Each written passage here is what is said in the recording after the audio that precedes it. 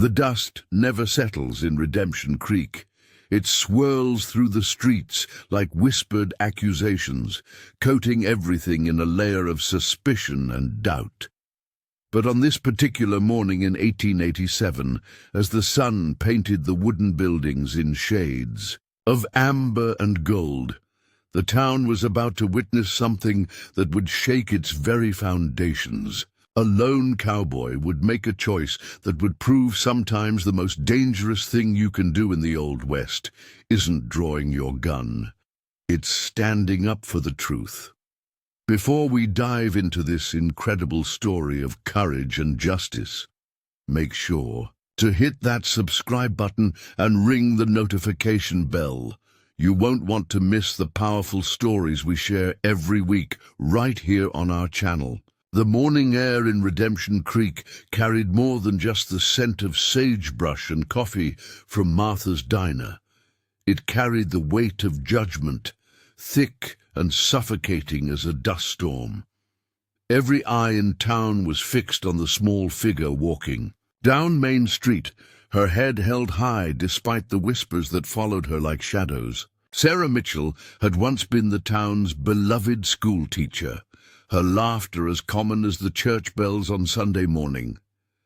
Now, 3 days after the bank robbery that left 2 men dead and the town's savings scattered to the wind, she walked, alone, through streets that had once welcomed her with warm smiles. "There she goes," muttered old Pete from his rocking chair outside the general store. "Bold as brass, that one, acting like she didn't help them outlaws clean out our bank." The evidence against Sarah seemed damning to the townspeople. She'd been seen talking to one of the robbers the day before the heist, a conversation that lasted no more than 5 minutes, but had grown in the telling until it became a full conspiracy. Her small savings account had been mysteriously emptied the morning of the robbery, though she claimed she'd withdrawn the money to help her sick mother in Denver, but it was the letter that sealed her fate in the court of public opinion. A hastily scrawled note found in the robber's abandoned camp, bearing what looked like her handwriting. "The vault combination is 15237. Wait for my signal." Sheriff Coleman, a man more interested in keeping the peace than finding the truth, had declared the case closed. "Evidence speaks for itself," he'd announced to the gathered crowd. "Miss Mitchell here was in cahoots with them bandits. Only reason she ain't in jail is 'cause I can't prove she pulled a trigger." Sarah's few friends had abandoned her one by one, their loyalty crumbling under the weight of community pressure. The school board had dismissed her immediately. Mrs. Henderson, who'd rented her a room above the dress shop, had given her 3 days to find somewhere else to live.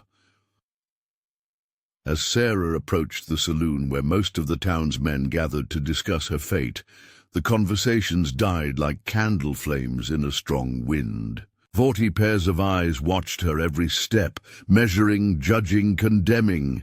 It was then that the stranger spoke. "Mighty fine morning for a witch hunt, ain't it?"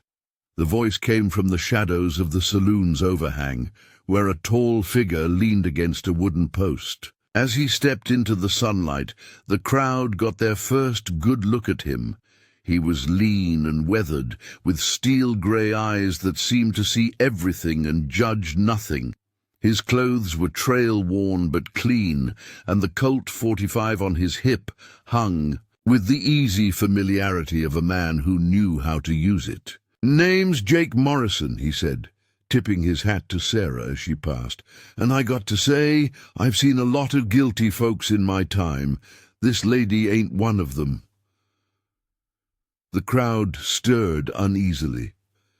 Strangers didn't usually involve themselves in local affairs, especially not in matters as serious as this. "You don't know what you're talking about, mister," called out Tom Bradley, the bank president whose institution had been robbed.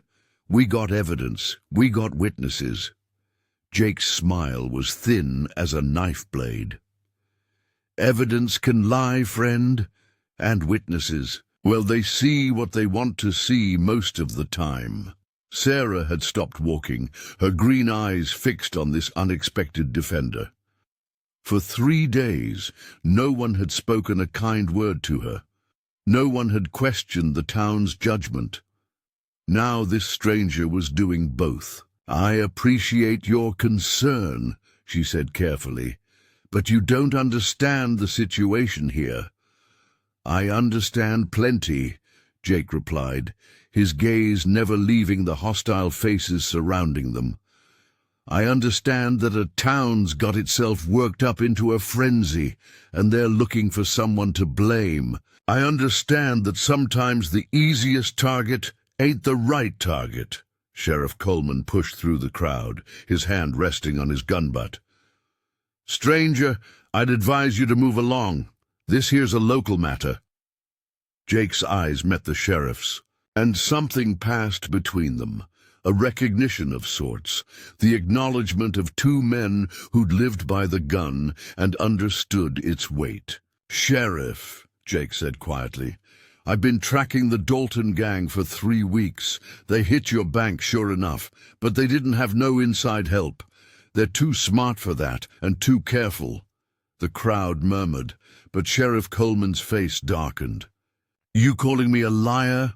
"I'm calling you wrong," Jake said simply, "and if you're wrong about this lady, then the real criminals are getting away while you're busy destroying an innocent woman's life." The tension in the air was thick enough to cut with a knife. Sarah found herself caught between hope and fear, watching this stranger risk his own safety for her sake. "Why?" she whispered, stepping closer to Jake. "Why would you help me? You don't even know me." Jake turned to look at her, and for a moment his hard expression softened. "Because, ma'am, the truth matters to me, and right now you're the only one in this town who's telling it." The Redemption Creek Hotel wasn't much to look at. 3 stories of weathered wood and broken dreams, but it was the only place in town that would rent Jake Morrison a room. Even then, the clerk had made it clear that his money was welcome, but his opinions weren't. Jake didn't mind. He'd stayed in worse places and faced longer odds.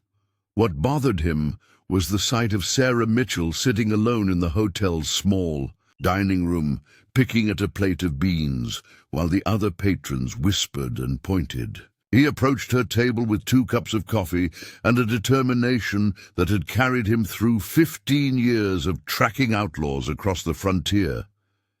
"Mind if I sit?" he asked.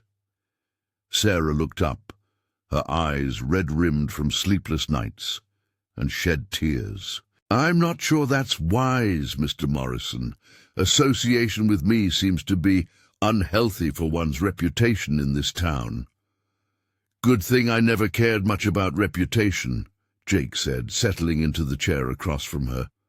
"Besides, I got some questions that need answering, and you're the only one who can answer them."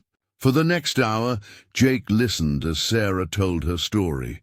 She spoke of the stranger who'd approached her outside the schoolhouse, a young man with nervous eyes who'd asked directions to the nearest doctor.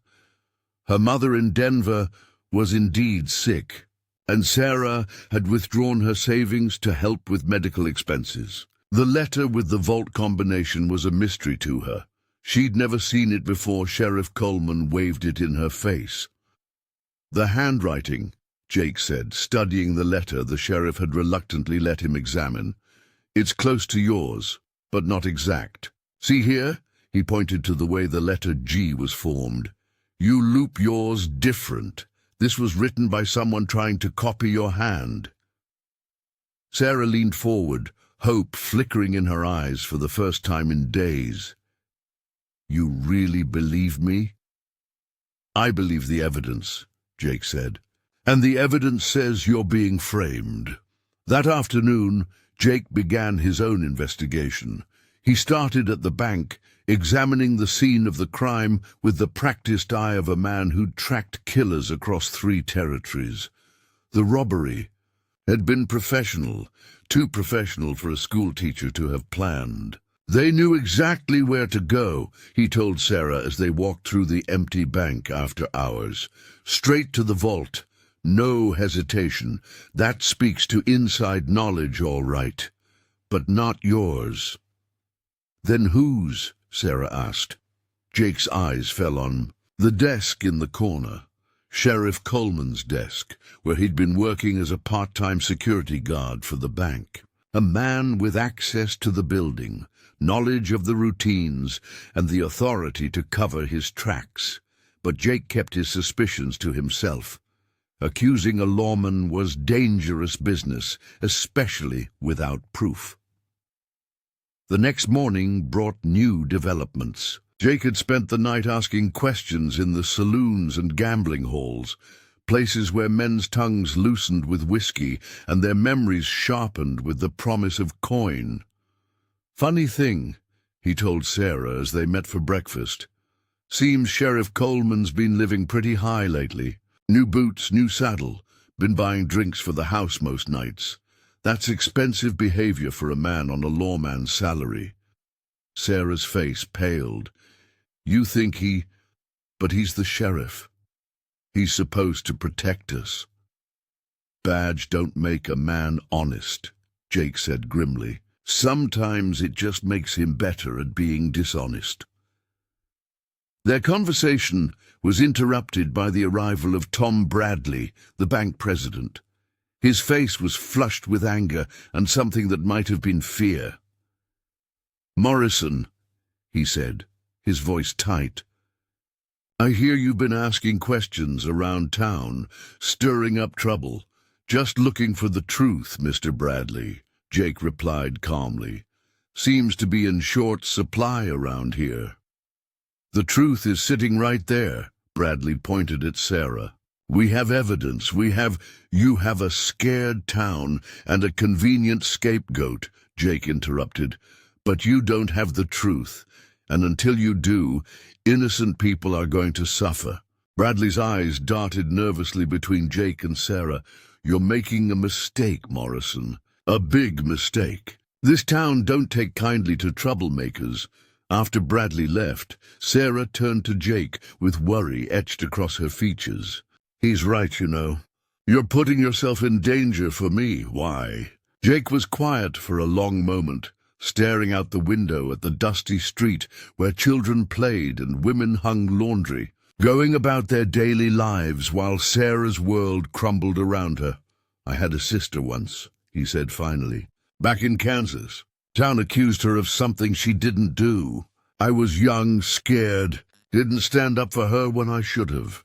His voice grew rough with old pain. She left town in shame and I never saw her again. Found out years later she'd died alone, still carrying that false accusation.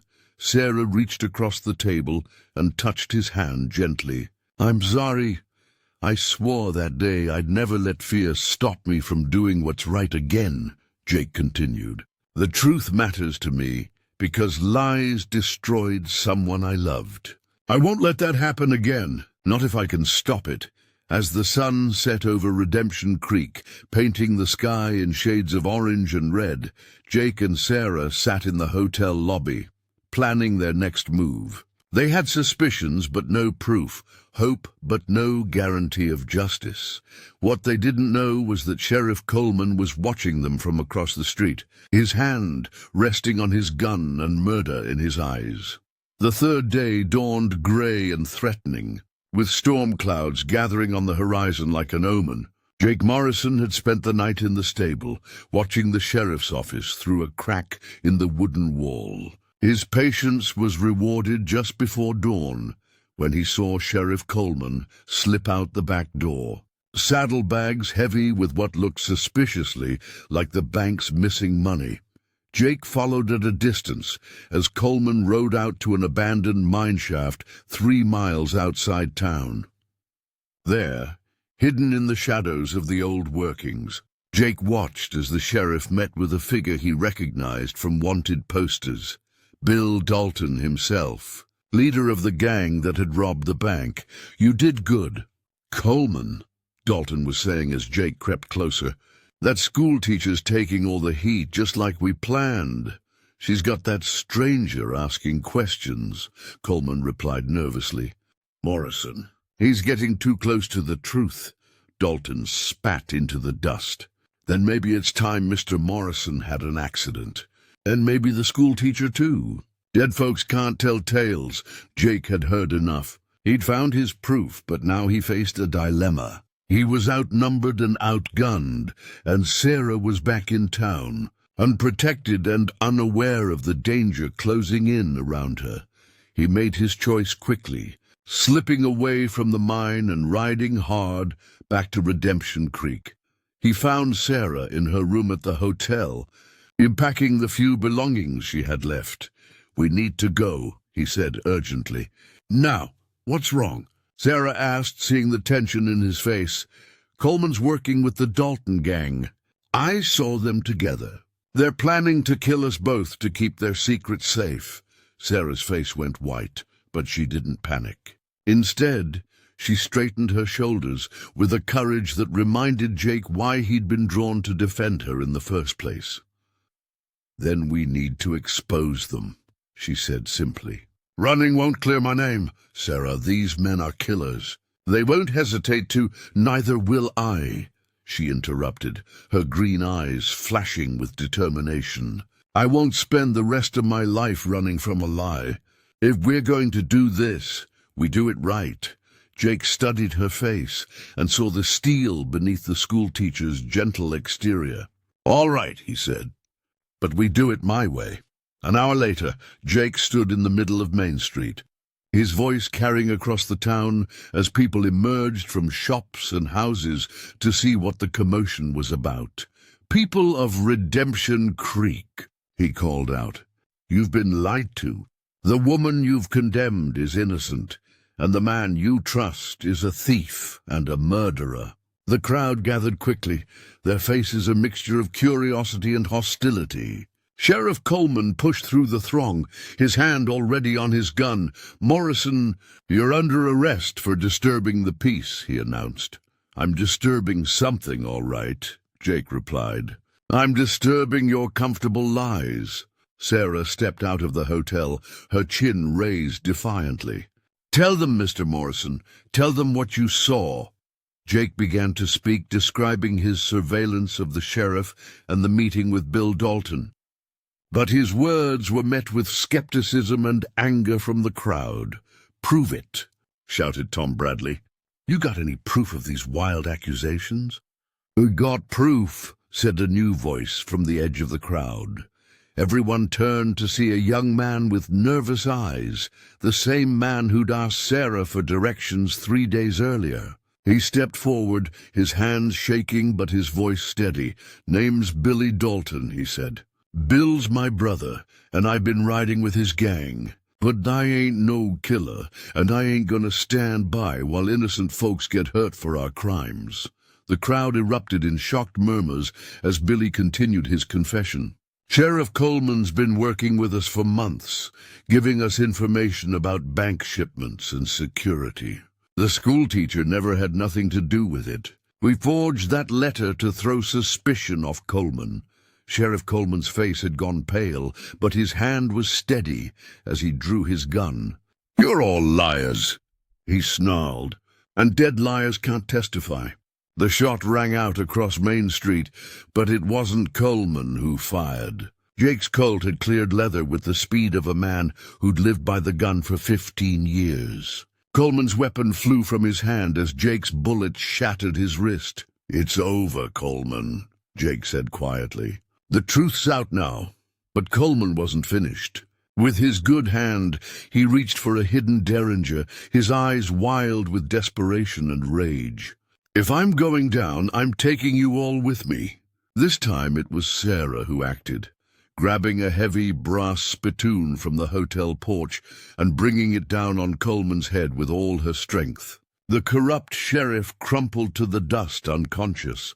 The crowd stood in stunned silence as the truth sank in. The sheriff was a criminal, and the woman they'd condemned was innocent, I reckon, said old Pete from his rocking chair. "We owe Miss Mitchell an apology."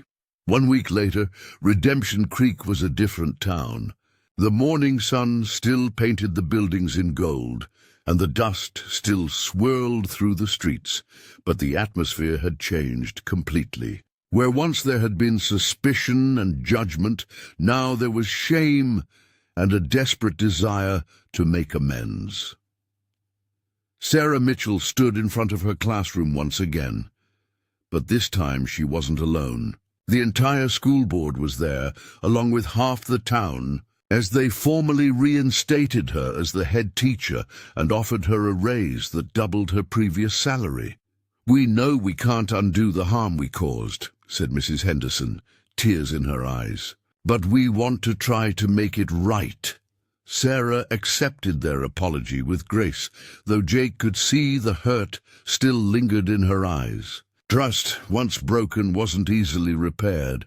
Sheriff Coleman was in jail awaiting trial, his wrist in a splint and his career in ruins. The Dalton gang had been rounded up with Billy's help, and the stolen money had been recovered from various hiding places around the territory. Jake had been offered Coleman's job as sheriff, but he'd turned it down. "I'm not the settling type," he told the town council. "Besides, you need someone you can trust, and trust has to be earned." Instead, they'd appointed Deputy Marshal Sarah Mitchell as interim sheriff, a decision that had shocked everyone, including Sarah herself. A woman sheriff? Tom Bradley had sputtered. That's unheard of." "So was a woman being falsely accused by an entire town," Jake had replied dryly. "Seems like Redemption Creek's ready for some new ideas." Now, as Jake prepared to leave town, Sarah walked with him to the stable where his horse waited. The morning was crisp and clear, with the promise of good weather ahead. "You don't have to go," she said quietly. The town council would reconsider their offer. "You could stay." Jake adjusted his saddle, his movements careful and deliberate. "This town's got its sheriff," he said, "and she's a damn sight better than the last one." "Jake," Sarah began, then stopped, unsure how to voice what she was feeling. He turned to face her, his steel-gray eyes gentle. "You're going to do fine, Sarah. Better than fine. This town's lucky to have you. What about you? Where will you go?" Jake smiled, the expression transforming his weathered face. "There's always another town, another person who needs help. The frontier's a big place, and there's still plenty of wrongs that need righting." Sarah stepped closer, her hand reaching out to touch his arm.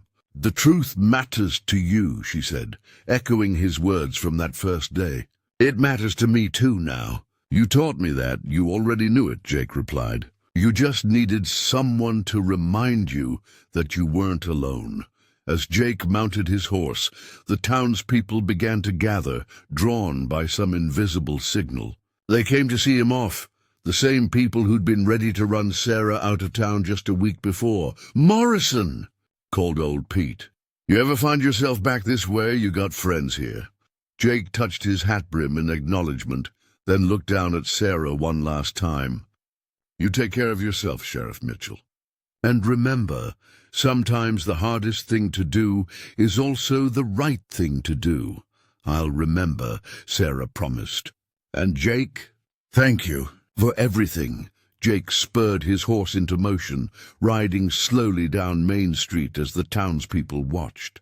At the edge of town, he turned for one last look at Redemption Creek. Sarah stood in the middle of the street, her sheriff's badge glinting in the morning sun, her head held high with newfound confidence. The truth had set them all free, but it had cost them something too. Innocence, perhaps. The comfortable certainty that their neighbors were always what they seemed.